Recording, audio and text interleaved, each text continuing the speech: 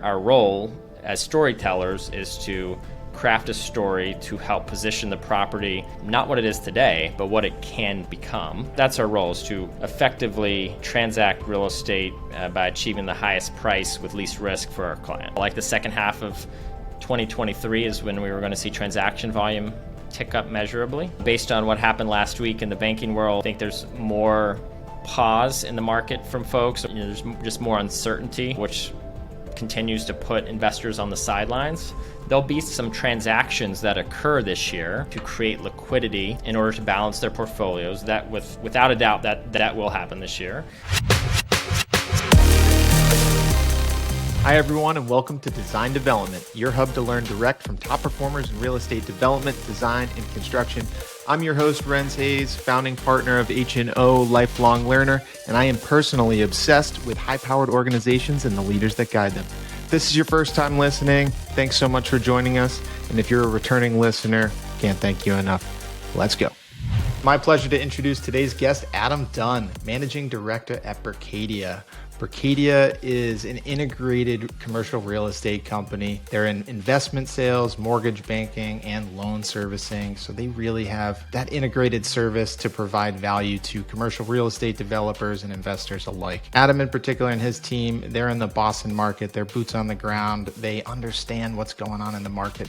The cool thing about Berkadia, they have national reach with over 60 offices, which gives Adam and his team insights and trends and data from other cities and other areas in the country that gives them better leverage and better perspective to understand what's going on in the Boston market. For those that aren't necessarily developers or deal with brokers on a day-to-day, I think you're still going to enjoy this conversation. I'm always looking for ways to better understand my client, commercial real estate developers, and that's why collaborating with people like Adam gives me better insights to what's going on the other side of the table. So if you're an engineer, an architect, or contractor, I think you're going to learn a lot about the development industry today. So without further ado, let's get to my conversation with Adam Dunn. Please join me in welcoming Adam. Adam, thank you so much for joining us today. Thanks, Rens. Really appreciate you having me on your podcast. I like to give everyone context to let people know who they're talking to or who they're listening to and what they could potentially learn from. So could you take a second to give people the highlights? Who is Adam Dunn and what are you up to at Berkadia today? My name's Adam Dunn. I'm a managing director at Berkadia in our Boston office. I've been in the investment sales business and specifically the multi-housing industry for the last 15 years, ever since I graduated college. And we'll talk about that a little later and my evolution to get into the brokerage business. But I co-lead a team here in Greater Boston. We help investors buy and sell apartments and land sites and capitalize the projects all across New England and across the Northeast. We've sold assets as far south as Fairfield County, Connecticut, down into Stamford, and as far north as Burlington, Vermont, and into Maine. We've got active listings currently, despite the market challenges today. We've got active listings in Boston and through upstate New York at the moment. But our team consists of 4 investment sales professionals. We have 3 analysts, transaction coordinator, a rock star operations team, and back of the house that helps us do what we do best, which is help create value for clients and add value to the real estate businesses. Great. Thank you for talking through that. And for the listeners out there, so our audience is people from the design community, the construction community, and the development community. And a big part of the intent of our podcast is to kind of expose everybody to the other side of the table. It's often from a design side or a construction side. We don't really know necessarily all the things a real estate developer has to go through and how they interact with a team like yours to get their job done. So if you could help us understand, you mentioned capitalize apartments. When you talk about capitalizing a deal, what are you actually doing for the real estate developer? The developer role is to identify great sites, go through the entitlement process, and get those development plans approved. And for them to put a shovel in the ground, they need capital. They need both debt and equity. So when I say capitalize, our team helps developers structure their capital stack. So we'll bring both pieces of the equity and the debt to help capitalize their project to allow them to put a shovel in the ground and do what they do best, which is develop real estate. When you're sourcing equity for a real estate developer, is this at conception? Because I know there's different phases to real estate development. First, they need the capital to actually lock up the land and start to pay for the soft costs and the development fees to get a deal permitted. And then they have to raise more money to actually fund the deal and the cost of construction through, and that's where they raise the bigger equity and the debt. Are you on both phases of that equity raise? Great question. So what you're referring to is, kind of the pre-dev phase before the go in vertical phase, right? And most of the time, the developer sponsor is funding the pre-development costs in-house. There's very limited equity partners and sources of equity that want to take pre-dev risk. So they're mostly focused on the vertical construction component where they'll provide JV limited partner equity. This is very much a relationship business. You don't just like make a post or go knock on doors to find this type of capital. So what goes into building those relations? How do you find these sources of equity that can fund these massive multifamily deals? When we're talking massive, like 200-300 units, you're talking deals that are up over $100 million. So it's not your average check. As we think about the groups that are capable of stroking a check to develop a 200 or 300 unit apartment building, that universe is much thinner than trying to develop a single family home, a 10 unit deal, a 20, 40, 50 unit deal. And that market is very fragmented, right? The sub 50 unit, even to an extent the sub 100 unit development project is a very fragmented marketplace, meaning those developers are raising $5 to $10 million. It's much harder. This is going to sound counterintuitive, but it's much harder to raise $5 to $10 million than it is to raise $20 to $100 million in equity. Wow, that is counterintuitive. And the reason why is most of the equity players, the investors that are helping developers capitalize 200 or 300 unit development sites, they're investing out of funds. And they may have a $500 million to $1 billion fund that they're investing out of.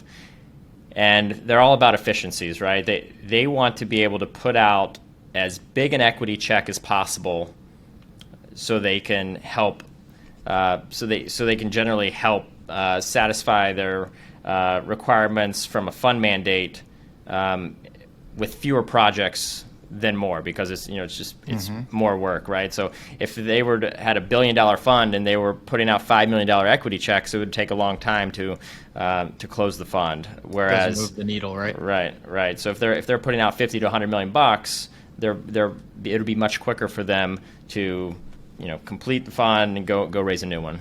That's great. Thank you for walking us through that. I want to learn a little bit more about you before we take a deeper dive into institutional investment advisory. Tell us a little bit about yourself personally, family, hobbies. What do you do for fun? So I grew up in Tennessee. Notice the absent accent that I lost in college. But I grew up in Tennessee on a farm with horses. And went to school in North Carolina at a college university called Elon University down in the Raleigh-Durham Triangle area. Post-college, I found myself in the commercial real estate business, and I'd always been interested in the residential real estate business growing up because both my parents were residential realtors and small business owners. So at a very young age, I found myself interested in real estate, and I thought I was going to go be a residential realtor and sell homes until in college I took a commercial real estate investment course that changed the trajectory of my life, and I enjoyed the class so much and just had this newfound interest in real estate as a whole. You went to college in the Raleigh-Durham Triangle area. Yeah. Before we go further down that path, I'm super interested in your perspective on the Raleigh market today. 5 years ago, 6 years ago, the Carolinas really got discovered, and for many reasons, lower cost of living, the climate. There's a growth story of people moving from the Northeast where it's more expensive and cooler weather, to go down to the Carolinas where it's 60 to 70 degrees. I was just back there a couple weeks ago and I was wondering, why am I in Boston? Because my family were outside with their shorts on in mid-February over my kids' February break, and it was 60 degrees, 70 degrees out, and that's why people move down there. So they're seeing this massive influx of new population growth, which is driving the development market, which in turn is driving rental rates, right? And developers see this net new migration into the Carolinas as an opportunity for them to acquire land and build apartments or build other types of real estate to take advantage of the net in-migration that is currently happening in the Raleigh-Durham Triangle and down in Charlotte and the rest of the Carolinas and more so the Southeast. So the Raleigh-Durham market is on fire. It's a great place to live, and I enjoyed living there. It's now been 15 years since I was in the market, but we go back once or twice a year to visit friends. Very cool. Do you see players in the Boston development scene looking down at Raleigh, given how challenging it is to develop in Boston right now? Absolutely. So I'm not going to name names. I don't want to out. I don't want to out them on air, but I'm aware of 3 specifically in Boston. One group I helped put into a deal about 5 or 6 years ago in Raleigh from just a prior relationship and I knew this developer was actively seeking to be in the Raleigh market and has built an amazing commercial real estate development that has mixed use and components such as a hotel and an apartment pad as well. There's another merchant developer based here in Boston that just acquired a site about 12 months ago down in Raleigh that is actively pursuing entitlements right now to put a shovel in the ground down there. And then there may be someone that has been on your podcast before that is also actively seeking sites down in Raleigh. And in fact, I sent them over a site the other day, just given some pre-existing relationships that I have down in the Carolinas that could turn into something. But yeah, there's very much an active investment and developer community based here in Boston that is seeking assets down in the Raleigh market.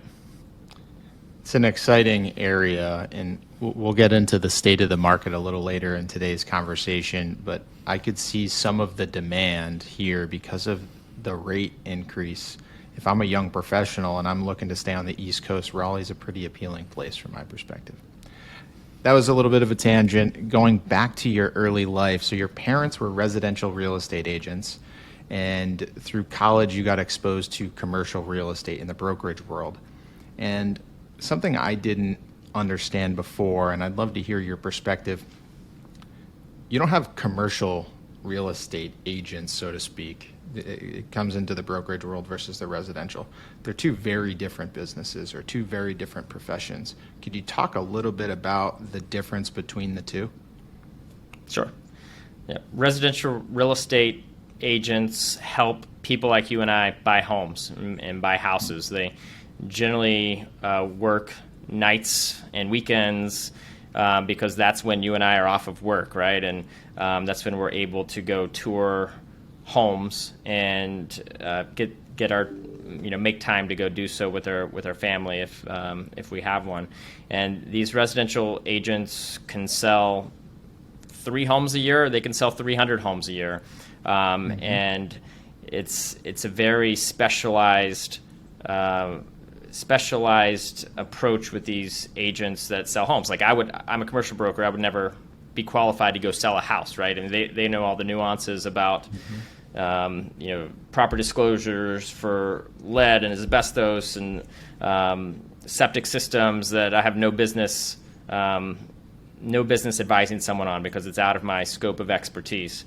On the other hand, there's the commercial real estate brokerage market that is a very specialized business that most of the time people like me specialize in one asset classes. There are brokers that specialize or that don't specialize, that are generalists, that will sell apartments, office, retail, and industrial. But in most cases, you'll find that commercial real estate advisors and investment sales professionals like myself specialize in one asset class. I specialize in apartments. So probably talk to you all day long, if time permitted, about everything there is to know about apartments and operations. I used to be a property manager out of school and kind of boots on the ground in the office. My first job was leasing apartments.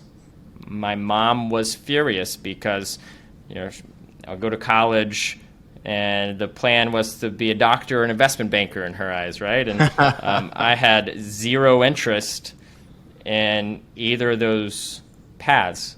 So I woke up one morning in college my senior year, and I received an email, career fair, and they listed all the companies, and one of the companies was a commercial real estate investment firm that specialized in apartments. I was like, this is my break. This is it. This is my break into the commercial real estate industry. I'm going to be an investment real estate professional. Let's go. So I applied for the interview, had no clue what this company did, and I nailed the interview. And 5 days after college, I learned what my job was. And it was on site. 5 years after the interview. Yeah, yeah, exactly. Yeah, 5 days after I graduated college, I showed up to a 350-unit apartment complex in Charlotte, North Carolina, and was a leasing agent in their manager and training program. And I leased apartments for $27,500 a year, and I made a commission of $100 for each new lease, and I had a 25% discount for my apartment.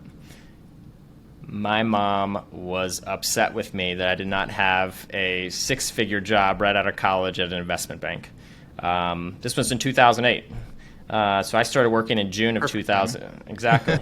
I started working in June of 2008 at this apartment community when all my college friends were going off to New York City and going to work at investment banks.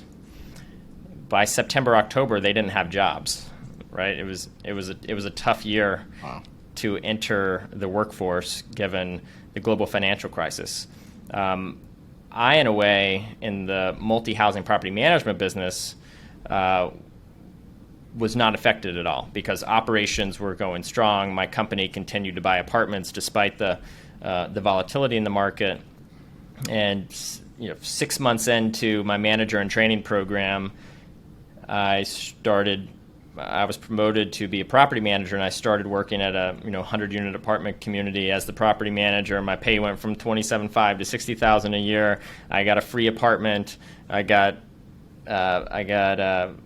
new leasing commissions for every new lease that I signed, and a bonus. So it was actually a great gig. So you still got to be the leasing agent for that building.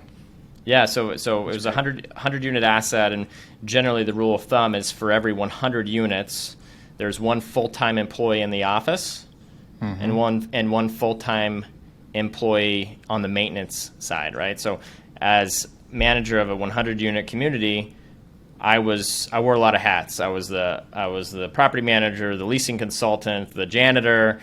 I was everything, and I had a great maintenance guy that worked with me who I still talk to a couple times a year. It's been it's been almost 11 or 12 years since I was there. But that property management role kind of set me up for success for my brokerage position.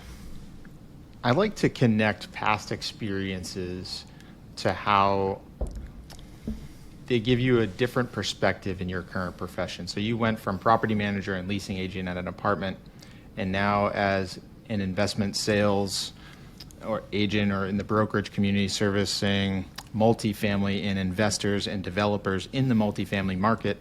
I imagine that experience gives you a little bit of an edge in the type of information and perspective you can share with your clients. What type of edge? Do you see any benefit from that experience to your life today?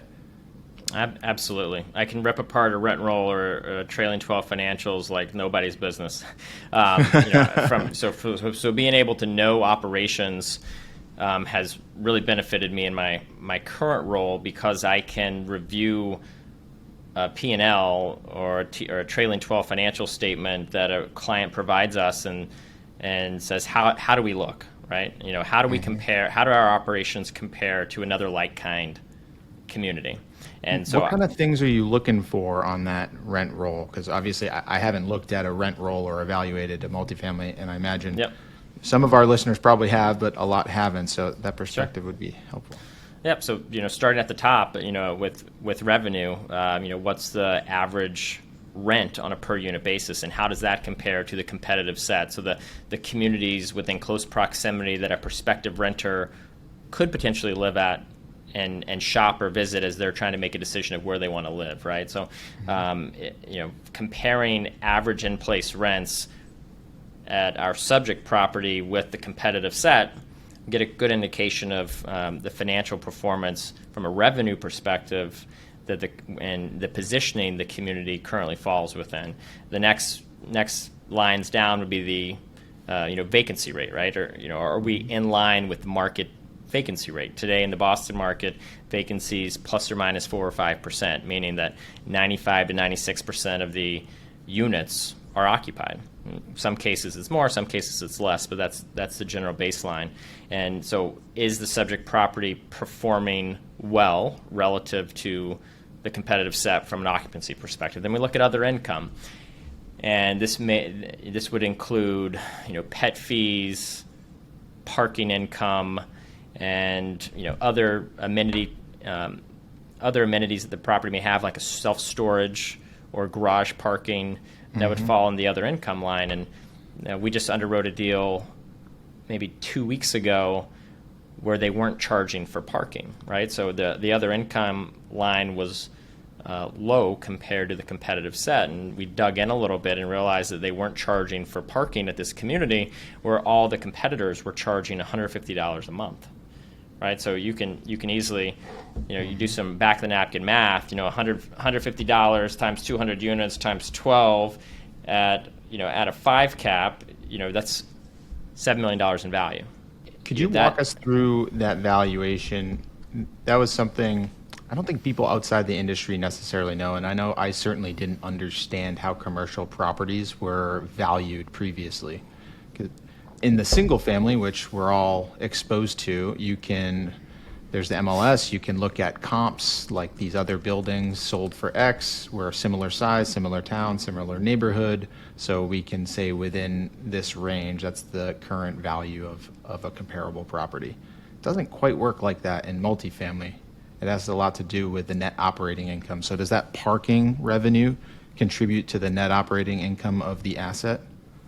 It does. Yep. So net operating income is essentially your revenue less expenses equals net operating income. So so your market rents, what renters are paying for their apartment on a monthly basis, plus the other income line items, which could be pet fees or parking. You'll end up with your total revenue line, right? And then of course you have your vacancy rate in there as well, which is generally around 5% here in Boston. So you've end up with your total revenue line less expenses. So your expenses would include turnover costs, maintenance and repair line items, contract services such as landscaping and the such, and repairs and maintenance. That's another big line item, and then of course payroll, and that will equal your total expenses. So total revenue minus total expenses equals net operating income. Generally, for a 200 to 300 unit apartment building, the expense ratio, your total expenses divided by your total revenue, is around 30 to 35%. So your net operating income is essentially, 65 to 70% of income.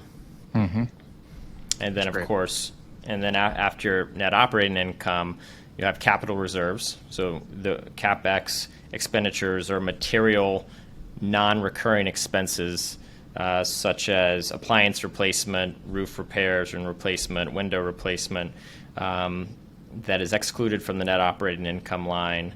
and then your debt service. And all of that goes into evaluating the current market rate value of a building, right? Like you take the cap rate, you have the net operating income, you look at like what are the near-term capital expenditures that you're going to have to spend on a property. And are those things, let's say you have a current client that's looking to buy an existing asset, is your team going in and evaluating that property for all of those things? So you're looking through the rent roll, you're looking to see are they charging for parking compared to the competing properties, that sort of thing? Absolutely. So our role is essentially a storyteller, right? So when we sell a community, we take the property's existing in-place financial performance compared with the competitive set or market industry standards, right? And determine how the property is positioned relative to its competitive set or like-kind assets. And then it's our role to tell a story to investors to position that asset as what it could be and what it could become. So if it's a, let's call it a value add property, right? Where a value add property is essentially an asset that is, could be 10, 20, 30 plus years old that needs to be updated. And so if we determine through our analysis that a new investor could acquire the asset and increase rents through a value add program, which might include replacing carpet in unit to flooring, hardwood flooring, Formica countertops to granite or quartz, replace the cabinets from oak to white, or black appliances to stainless. Our analysis will show that if you spend $10,000 a unit, for example, and you're able to achieve a return of, call it 20%, 25, 30% return on that cost, so you're able to increase revenue at the apartment $200 to $300 per month, and we can sell that story to an investor, that investor will compensate our seller and proceeds significantly higher than if we're just selling the asset as is, right? So our role as storytellers is to craft a story to help position the property, not what it is today, but what it can become. And investors will buy off on that story to essentially pay our client the highest proceeds and least amount of risk for the asset. And that's our role, is to effectively transact real estate by achieving the highest price with least risk for our client. Hey everyone, quick break from the episode. If you're enjoying today's episode, please send this to a friend, like, share, comment, subscribe. It's the only way we're going to help more people. Let's get back to the show. Where does that story come into play with the bank? So you're buying an asset, you have a value add program that's going to increase the value of the property, because if the net operating income increases by $200 to $300 a unit after this initial investment, you're going to be able to increase the value of the property, which means you'll have more equity in the deal that you could then recapitalize or take an additional loan from the bank off the value of the asset, correct? That's right. So most investors, in the instance of a value add acquisition, they'll procure financing that allows them the acquisition financing and potentially some type of earnout or additional proceeds to help with the renovation of the asset. And these investors are generally trying to max proceeds, achieve the greatest loan that's available in the market at that time to allow them to complete their business plan. And the investor's goal is to maximize value for their investors. And so their role and goal is to use as little equity as possible to create the most value and essentially return on their investment. So the value add investors are generally cycling through their business plan after acquisition, make improvements, increase value, and then monetize the strategy. So by monetizing the strategy, they're either refinancing out to pull equity out of the deal, new equity that's been created, or they're selling the asset to effectively complete the same, right? So they'll sell the asset and pull out their equity and rinse and repeat and do it again. If we jump into Berkadia, institutional investment advisory, could you share everything what services does Berkadia offer to the market? So Berkadia is a commercial real estate intermediary.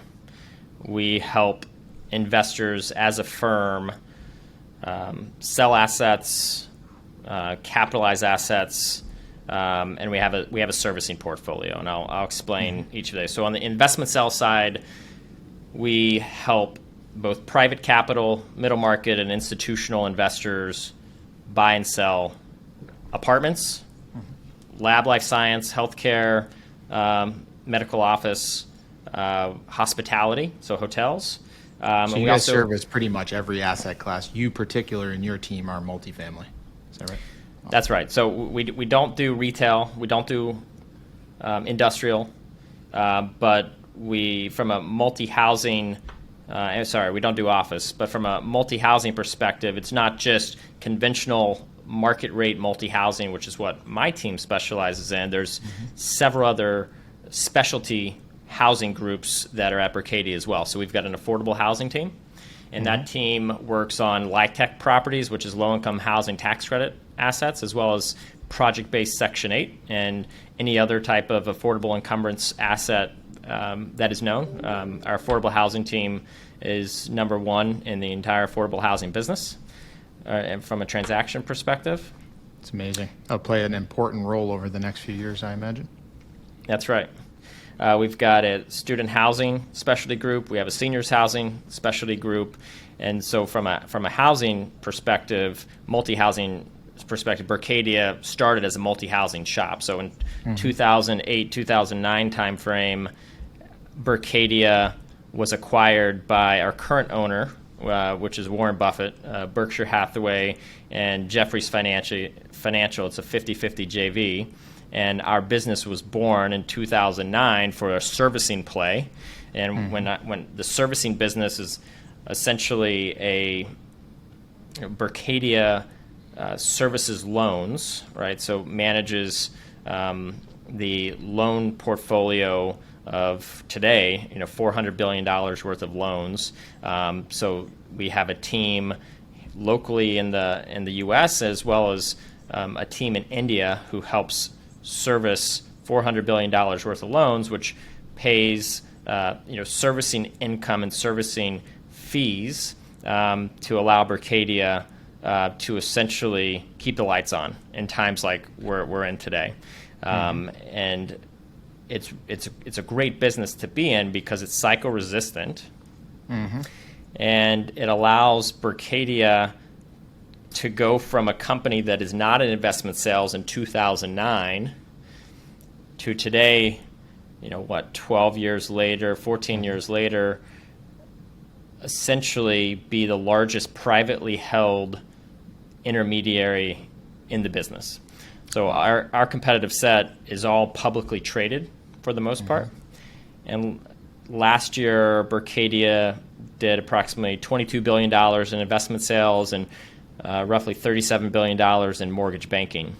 So it's a significant amount of transaction volume for a privately held brokerage organization. It sure is.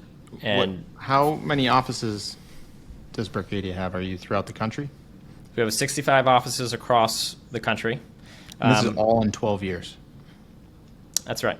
It's amazing. And we didn't get into the investment sales business until 2013, so really 10 years.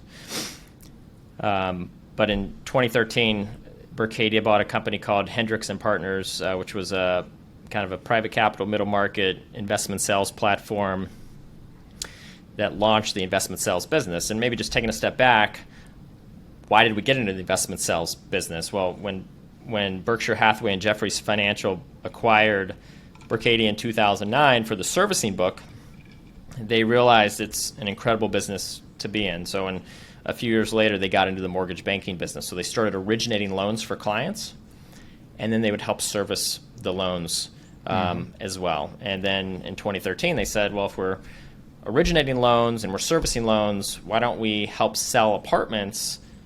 And then we can sell apartments, provide loans, and service the loans. So completely integrated, right? So in 2013, like I said, we got into the investment sales business through an acquisition. Fast forward from 2013 until 2020, Berkadia bought Moran & Co., which was known as an institutional investment advisory business, predominantly in the Midwest and West Coast. Mm-hmm. And that allowed us to get into the institutional business and go from selling, $5 million to $50 million pieces of real estate to selling $50 million to $500 million in real estate. It's a much different process. The institutional approach is much different than selling a 6-unit apartment building, right? Selling a $60 million asset is not like selling a $6 million asset. The investors that can acquire a $60 million asset are much different than the $6 million asset. So it's a very specialized approach. What an incredible story. I am like a business and organizational enthusiast, so I appreciate that type of methodical and strategic growth plan executed in such a short time frame to become a major player in the country is extremely impressive. That might have to be another episode to get into the decision making and the strategy and the whole process going through that growth. One of the taglines I see in Berkadia is national experience, local expertise. Now, you said 65 branch offices, so I understand where the local comes from. How does the entire company collaborate to leverage this national power? What advantages does that give a local team? Great question. I was just last week with 450 colleagues at Berkadia out in San Diego at a national conference to share ideas and exchange what's happening in each individual's market. And the theme of the conference was One Berkadia, right? Mm-hmm. Which kind of boils down to the ethos of the organization, which is, we're all one. Although we have 65 offices, 450 colleagues that do what I do, we're all in this together as one, right? And collaboration and communication is absolutely a requisite in this business. And there are many companies out there that are siloed organizations that do what we do, and you cannot effectively create value for clients by being a siloed organization. And so sharing information across the country and with our partners is integral part of the business to be excellent at what we do in order to create value for clients. So if my partners down in DC are marketing an asset in real time, I know, because they share this information across our platform, I know who's showing up for that deal. I know what the marketing field looks like, right? How many people signed the CA, how many toured it, what do the offers look like? Same goes for partners in Colorado or on the West Coast that are marketing assets. And times like today in the volatility, and there's a lot of uncertainty and unknowns, to be able to have a conversation with you or with clients that are based in New York or based in Boston or wherever they are in the country, to share information in real time about what's happening not only in Boston, because I can tell you everything there is to know about what's happening in Boston, but from a macro perspective, to be able to share, well, our partners in DC, Denver, and LA are seeing this in their markets. Mm-hmm. It's powerful to go back to the client, and the client says, that's unbelievable that you know what's happening in all these other markets, and you're able to provide this macro perspective because it helps inform my investment committee as we're making localized decisions in Boston, for example, to know what's happening across the country in other markets. And so on a daily basis, our organization is sharing across the platform as to what they're seeing in the market in real time, how many assets are in the market, what pricing feedback looks like, and everything that someone who may not be transacting today wants to know. You mentioned getting insights from other markets. That gives someone context and new perspectives. You're going to identify more trends than just looking at, say, a market like Boston in a silo, right? If you have the blinders on and you're not looking at like the global or the national trends, it's going to be harder to identify. You mentioned one Berkadia in culture, and I know as we've gotten to know each other even before today, you mentioned culture being a big thing in the team environment at Berkadia. Could you tell us a little bit about the culture and I guess even the interactions that your team have? You said, I think you're a team of 4 in particular, locally. How do you guys interact in a day-to-day? What are your roles? So I'll tell you that from a culture perspective, the one Berkadia, what it means to me is taking the long view and always putting client interest first, because it's tough in a sales role, not just in real estate sales, but every sales role, to think about the customer's needs, the client's needs over your own, right? Because in a sales role, you are commission-based. I was going to say you're paid on the transaction. You're paid on sales, right? Mm-hmm. So by putting the client's interest first at all times, that may mean that you're not earning a paycheck in the near term, right? Very hard decision to make if you need to earn an income. That's so right. In uncertain economic times, 2023, transactions are down. We're going to get into the state of the economy. It's really hard for a broker to not support a client in making a deal, even if they think it's a bad deal. I would love to be working on a real-time deal right now, a real-time sale, but it's not the right time in most cases, right? So on the institutional product marketing space, most of the institutions are on the sidelines today, meaning they're not in the market to acquire real estate and generally not in the market to sell anything. Because why are they on the sidelines, institutional capital?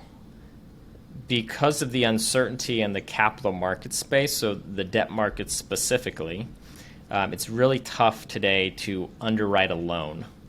Okay. And the market has moved so quickly since Labor Day of 22 that it's tough to pinpoint where the debt market will be once you get through the due diligence process of a transaction. And you don't know who's going to be there with your loan on the other side and at what rate. So investors today are looking for stability in the debt market. And this past week alone, we've seen the 10-year Treasury go from plus or minus 4 down to almost 3.5, and then swing back up to the 370s, 380s, then drop again to the 345 yesterday.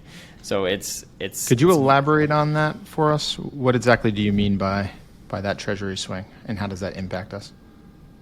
Yep. So when investors are pursuing deals, financing assets, or the financing of the asset and acquisition is a key element for their underwriting model. And lenders generally base their interest rate on some other metric of whether it's the 10-year Treasury or SOFR. There's a spread over the 10-year or spread over SOFR that helps guide where the interest rate ultimately will be, what the all-in interest rate will be. And so as the 10-year is swinging from 4 down to 350 and then back to 370, and these wide intraday swings, let's just take a step back. If let's say Treasury or the 10-year is at 4 and there's a spread of 160 basis points over that for your interest rate, you're now at an all-in rate around 5.6. Treasury goes down to 350. Your all-in rate is not going to be point for point all the way down to the low 5s, because what we've learned over the last week is that the lending community is just going to widen their spread over the prevailing metric that they're using for calculating their interest rates. But you can imagine that if you're buying a $100 million asset and your original pro forma is a 5.25% interest rate, and then it swings to a 5.75 over 30 days during your due diligence process, it's a material impact to pricing, right? So because of that material swing in value, investors, specifically institutional investors, says we're out of the market until we see some stabilization. Mm-hmm. Yeah, that's a real move. How fast the interest rates went up, like you said, Labor Day 2022. I did the math a few months ago, and it was just looking at what was an interest rate rising from 3% to 6.5%, right? Which is what people were seeing in the residential market, and that effectively reduced people's buying power by 34%. Yep, it's a massive reduction, and you're not seeing the real estate prices haven't normalized because there's still a demand around Greater Boston anyway. Yep, right. And so it really prices people out of being able to buy, or in the commercial real estate space, it just makes the pro forma not work. So it's putting people on the sidelines. As you're alluding to. Absolutely. Makes it really challenging. What is your day-to-day, or what should a broker be focused on in a market like today? There aren't a lot of deals to go chase. There aren't transactions. So what are the things that a broker and investment advisor can be working on to build that future pipeline and still provide value to their clients?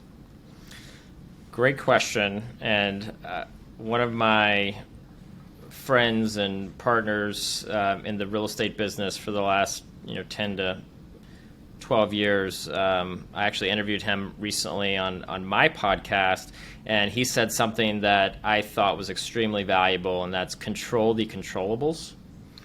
And so what do we mean by that? It's, well, the debt market is completely out of our control, right? So as brokers, as sales advisors, we can't control what the debt market is going to do on a day-to-day basis. We can't force sellers to sell. We can't force buyers to buy. But we can control our mindset and our business development approach and our client advisory approach. So what I mean by that is, from a mindset perspective, it's very easy to have a negative outlook in the volatility and the uncertainty of what's happening in the macro market. So it's easy to tough. I could sit here and we could talk till we're blue in the face today about what a terrible market it is.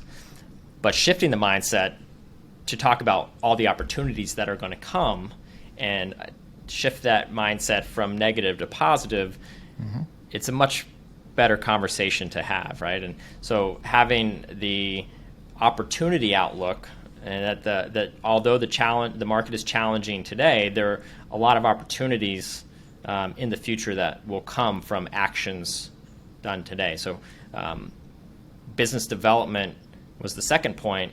It's like the market is challenging right now, as we've talked about, but as sales professionals, we still have to be prospecting and completing business development, because if we don't, when the market comes back, we're not going to be top of mind, and sellers or clients are going to potentially make decisions to sell, and they're going to hire who they have the best relationship with and who they believe will create the most value in the marketing process for them.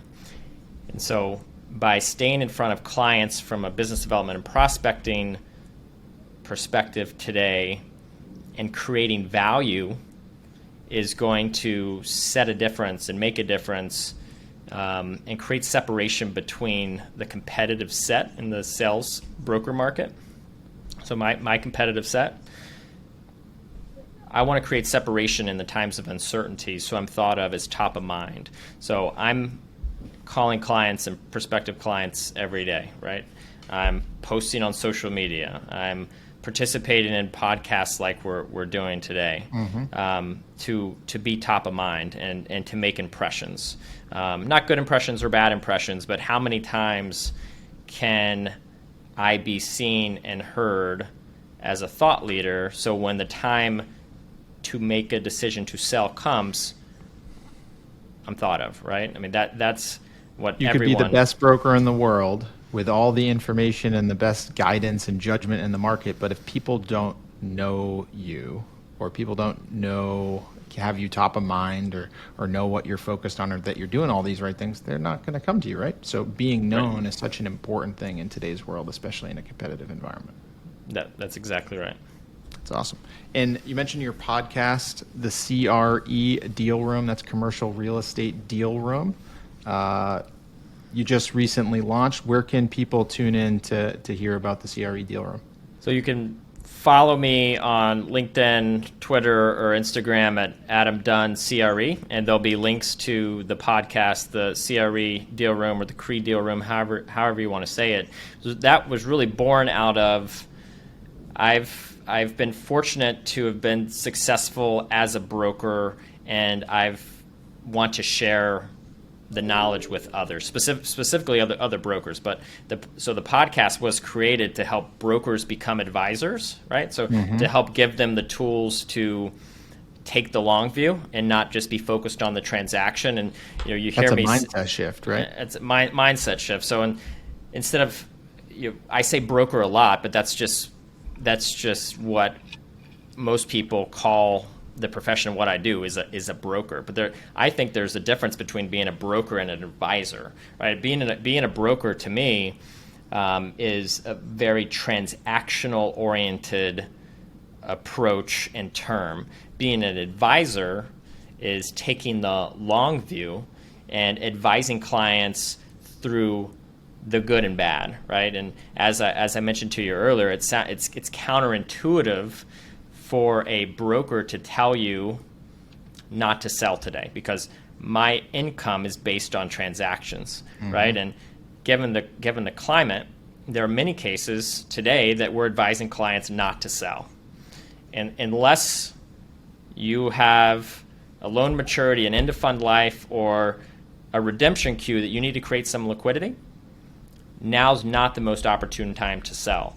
And to be able to have those candid conversations with clients today and not say, oh yes, the market's volatile, but there's a buyer for your property at a 4 cap, which there are brokers that do that today. But that is not the feedback an advisor would tell their client today. I'm going to wrap up today's conversation with 3 questions.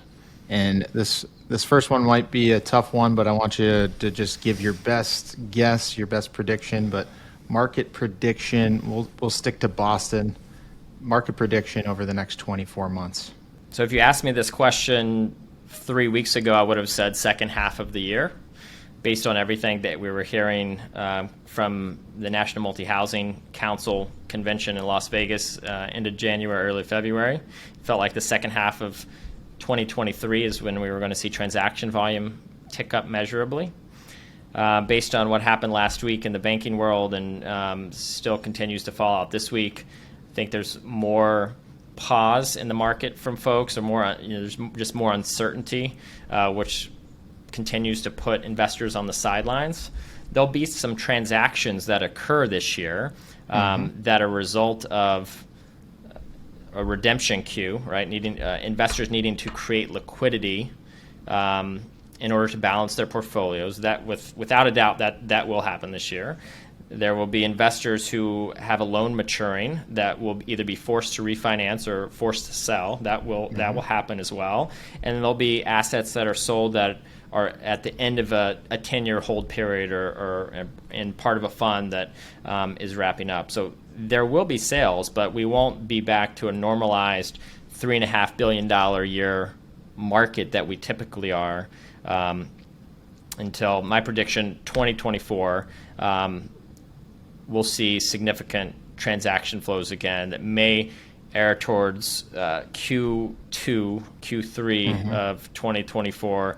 If you look at the forward curve, it would appear that that's when we'll see some normalized transaction volumes to occur again, once we'll see some stability in the debt market. Thanks for sharing those insights. Book or podcast that you'd recommend or that had left an impact on you? I'd recommend your podcast. Love that. Book that I would recommend, I was thinking about this. One that has shifted my mindset recently is Who Not How by Dan Sullivan. It's always been very challenging for me to delegate and to not do everything myself, right? And I always come up with new ideas or think I should be involved in something that I just don't have time to do. So Who Not How is a mindset shift that stop thinking about yourself doing this, right? And yourself being responsible for this new idea. Bring someone else, the who, to complete the how. And you'll be able to become more efficient and really push ahead in a measurable way as opposed to doing it yourself. And I know we're running out of time, but just one quick example on that would. Please share. Yeah, one quick example would be databasing for business development. I used to always do that myself, because I wanted the information to be 100% accurate. I knew I could do it better than anyone, and it took a lot of time out of my day to do that. And databasing an Excel spreadsheet, which is essentially finding an apartment building, who owns it, what are their names, what's their phone number, email address, how do I contact them? And that could take 5 to 10 minutes per contact record, and if you've got 10,000 contact records, that's a lot of time. My highest and best use is not databasing an Excel spreadsheet, so I outsource that. So I pay $9 an hour to a virtual assistant who does that for me, and they do it overnight too as well. So while I'm sleeping, some fantastic person in the Philippines completes our database. So the next morning, it's in our inbox, and we can make our calls during the day. Love that. We are actually about to start using Virtual Assistant as well for certain tasks throughout the company. What company did you use to hire that Virtual Assistant, if you don't mind me asking? Yep. It's called CRE, Task Wizard. And shout out to Kevin and Elijah, who's founded that company less than 6 months ago. They're former brokers, so they understand the process of databasing, and they've been able to teach that to those who they contract with overseas, and it's been super valuable and benefits our team in a meaningful way. Love it. That's a great initiative. And to close out today, best advice for emerging leaders. Best advice for emerging leaders, 2 points. One, seek out a mentor early in your career that will help you avoid early hurdles and pitfalls. So by seeking out a mentor who's been there, done that, and has years of experience, will help you avoid hurdles that if you were to go out on your own, you may make some mistakes and have to learn from them yourself, which is fine, but if you were able to avoid those mistakes, some of which could be costly in your early years, you could leap ahead of the competition, leap ahead of your peers by hitching your wagon to someone with years of experience. And the second piece is just always be learning and educating yourself on a daily basis on your existing role, but also not think about yourself in 3 months from now, but 3 years from now. What do you want to be doing and learning about? So whether that's picking up a book about a different subject, or picking up a book and talking to someone about your current role and becoming an expert on that, but always seeking out additional education experiences to help advance the ball and set yourself apart from those that or just kind of status quo. For those that know me, they know that, Adam, those two pieces of advice are something I can get behind. They're perfectly stated, so I'm not going to elaborate on them. This is Adam Dunn from Berkadia. Adam, thank you so much for joining us today. This conversation, I think, needs to be had more broadly throughout the design and construction world so that everybody that is servicing these types of real estate projects understand the inner works and what's happening on the other side of the table, because we don't have that visibility. And I think when you do, you understand the pressures and the timeline of a real estate development deal, and you might be able to communicate better with your clients and better serve them. So, Adam, thank you for sharing that. I know I personally have full confidence in you as an investment advisor. Your character is clearly top-notch. I appreciate you, and thanks again for joining us on Design Development. Thanks for having me, Rens. Really appreciate it. Hi, everyone. Real quick before you leave for the day, if we could ask one favor. If you enjoyed today's conversation, if you're enjoying all the conversations on design development, please share this with someone that you think will benefit from it. Our goal is to help as many people in the design, development, and construction industries. And with your help, I think we can spread the word and help more people. Thanks for tuning in, and can't wait to hear from you next time.